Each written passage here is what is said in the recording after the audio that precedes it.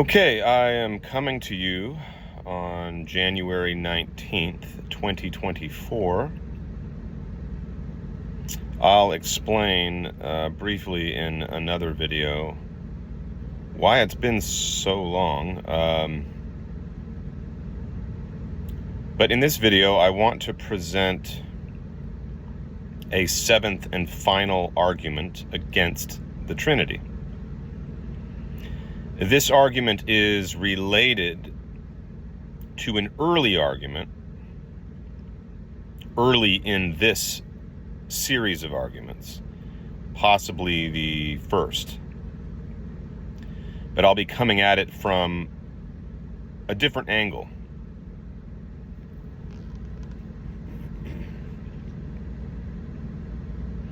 As we noted, the Orthodox Christian position on nature and person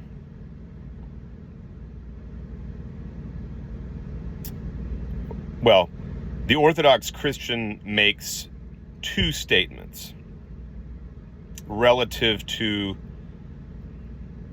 the relationship between nature and person, or essence and hypostasis within the Trinity. First, that nature and person are distinct things.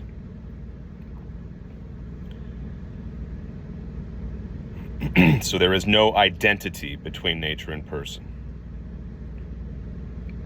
Secondly, that persons are modes or modalities of the divine nature.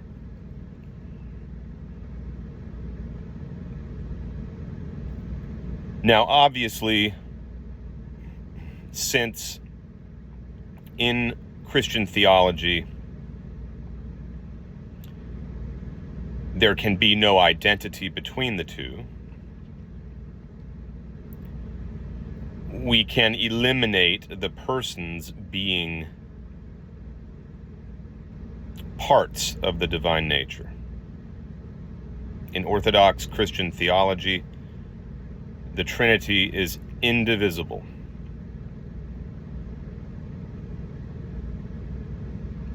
So,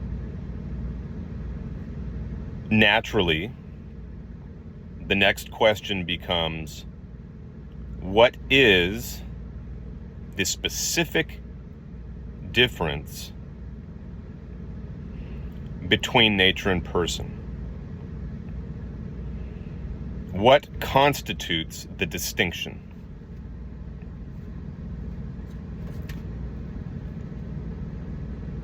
Since nature and person are not identical, since they are different things, then by process of elimination, we can make the following statement.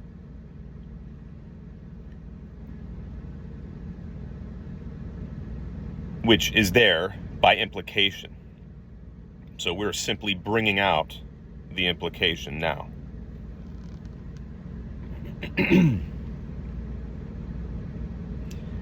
The divine essence is substantial, whereas the hypostases, the three hypostases, are insubstantial or non-substantial.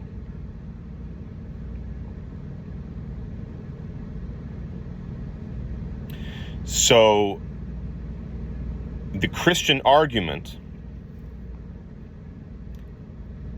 has created an absolute binary dualism, an opposition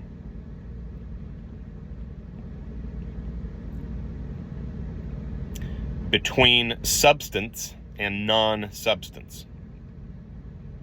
Literally splitting God right down the middle. between two unbridgeable things, substance and non-substance.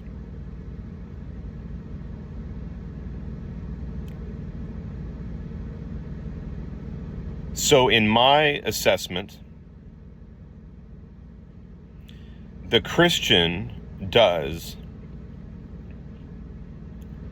what no other person is capable of doing. I mean this quite literally. No one, apart from the Christian, has the tool in his toolbox that allows him to do what the Christian does to his own standing. The Christian has thus radically undermined and, in fact, utterly sabotaged the very foundation of his own religion.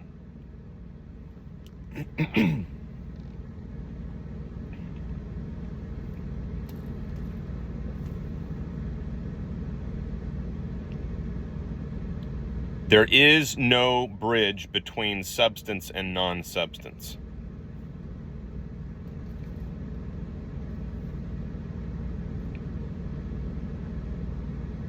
It's an absolute binary. And if you'll recall, if you listened to one of the very first videos I created, I'm just using the language of an Orthodox priest. When he described the difference between, when he described the relationship between God and creation as an absolute binary.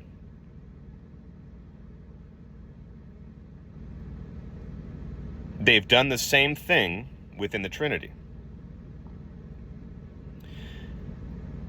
But it only exists in seed form and by implication. It lays dormant because they don't explicate the reality of that. It remains a mystery. They are content to state simply that there is a distinction between the three modalities of the divine essence and the divine essence itself.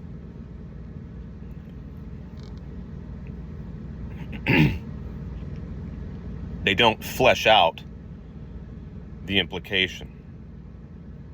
If the implication were fleshed out by the Christian church, anyone paying any attention at all,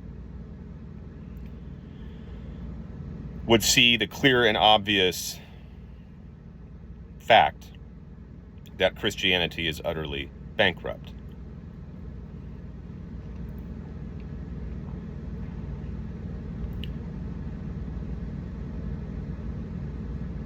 Now,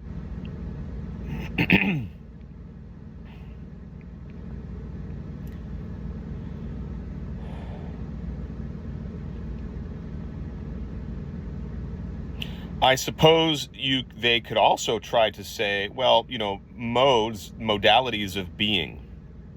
These are just three ways in which the divine nature or essence expresses itself.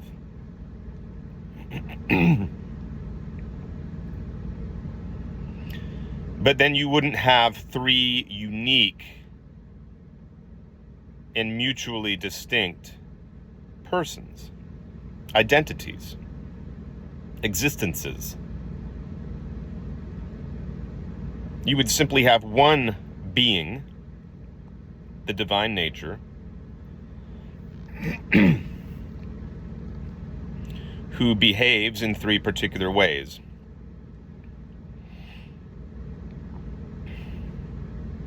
Or moves or acts, or however you want to put it, expresses itself in three particular modes. But you wouldn't have three distinct existences. Because a mode simply isn't a person. Look at human persons. A human person has many different modes of being.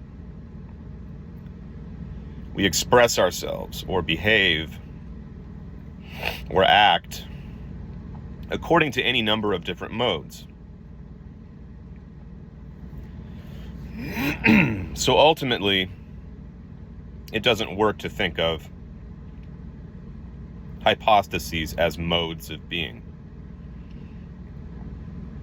Now, I could do that as an adherent of Sanatana Dharma, because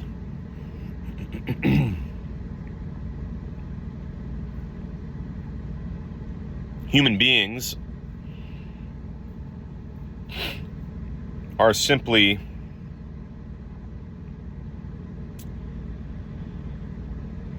localized iterations of the one being, of the singular divine person, if you will.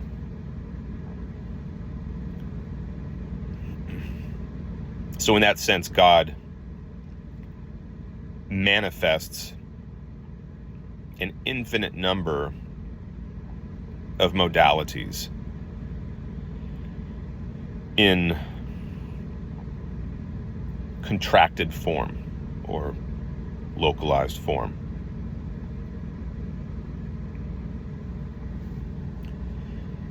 So now let's tie this together with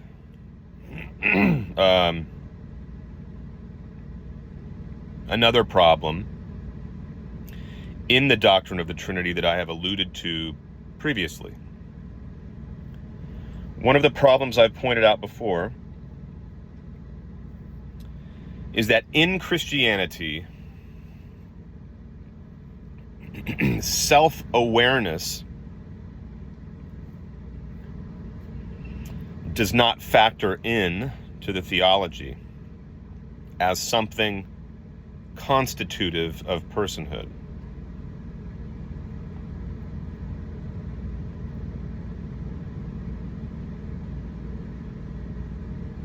If self-awareness, if Christians were to acknowledge that self-awareness were constitutive of personhood,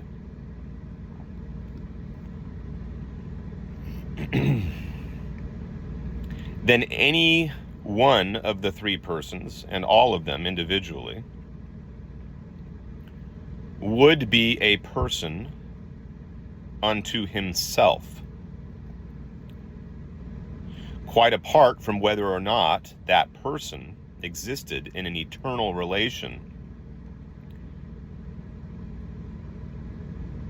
with the two other alleged members of the Holy Trinity. And of course, they can't allow for that, because for them, an hypostasis, a person,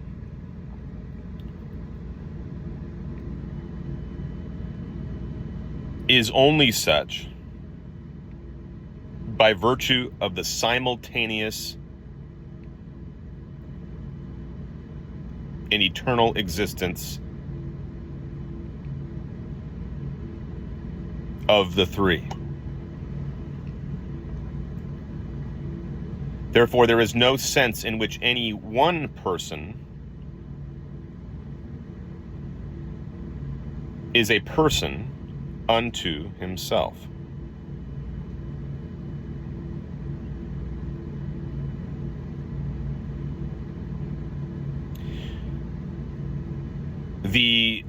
That poses a very serious problem in and of itself. Because if self-awareness is not constitutive of personhood,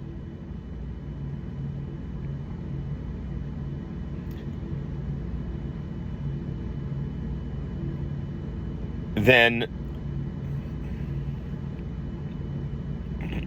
in fact, the hypostases merely embody thingness.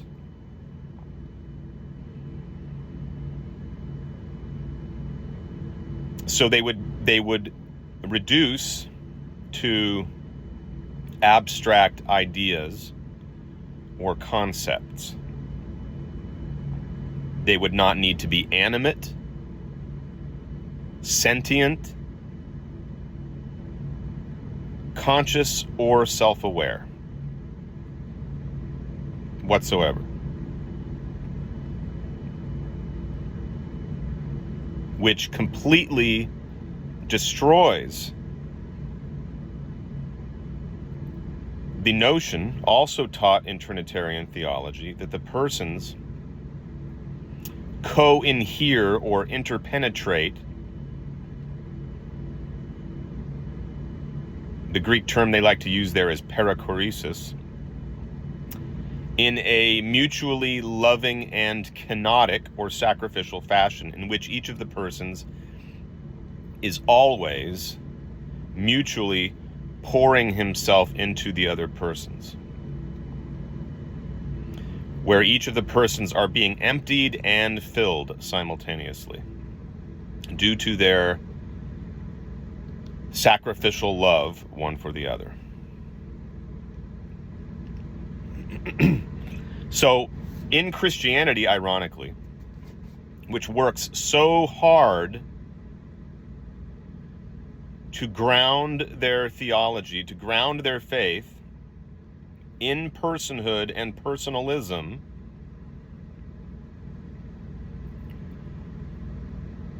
has completely undermined what personhood is.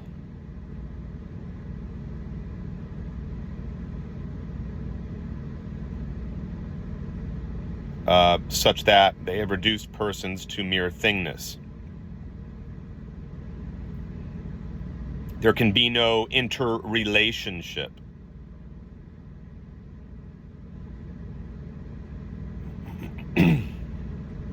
They are simply three things that constitute modalities of the divine nature. Those three things being merely conceptual ideas, abstract concepts. Therefore, they have reduced person and personhood to a social construct. For me, as a non-dual Kashmir Shaivite or non-dual Shaiva Tantric,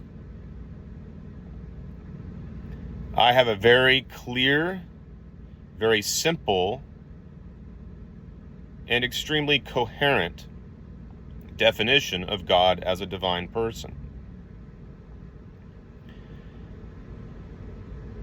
God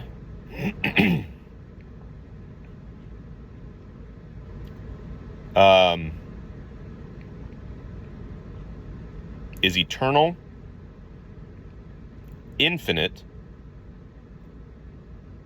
absolutely free,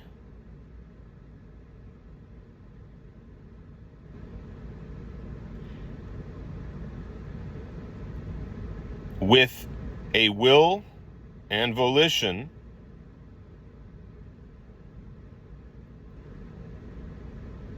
and he has a soul, quote unquote, which is self-awareness, or Shiva. It's represented by the masculine principle, as well as a body, an infinite body, which is identified with the universe, or the Shakti principle, the feminine principle. And that's what it is to be a divine person.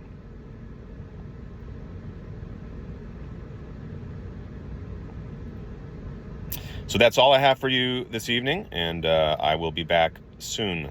This time, I'm telling the truth. All right, have a good evening.